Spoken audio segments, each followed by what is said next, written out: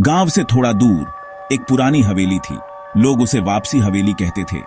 कोई नहीं जानता क्यों, लेकिन हर पूर्णिमा की रात वहां एक अजनबी जरूर आता था।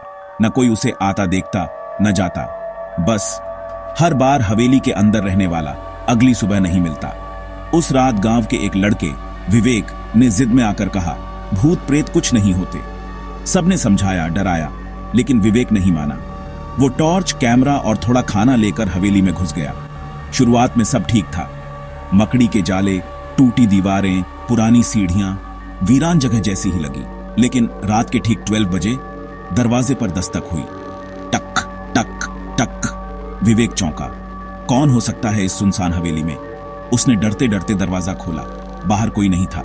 उसने सोचा कोई मजाक कर रहा होगा, लेकिन तभी पीछे से किसी की फुसफुसाहट आई। मैं आया हूं। विवेक तेजी से पलटा। पीछे कोई नहीं। अब सच में डर लगने लगा।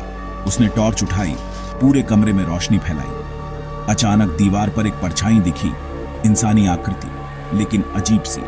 गर्दन थोड़ी टेढ़ी, आंखें बिना पलक झपकाए चमक रही थी।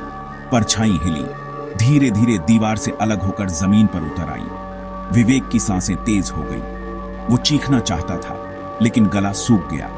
पीछे से अचानक एक पुराना पियानो अपने आप बजने लगा।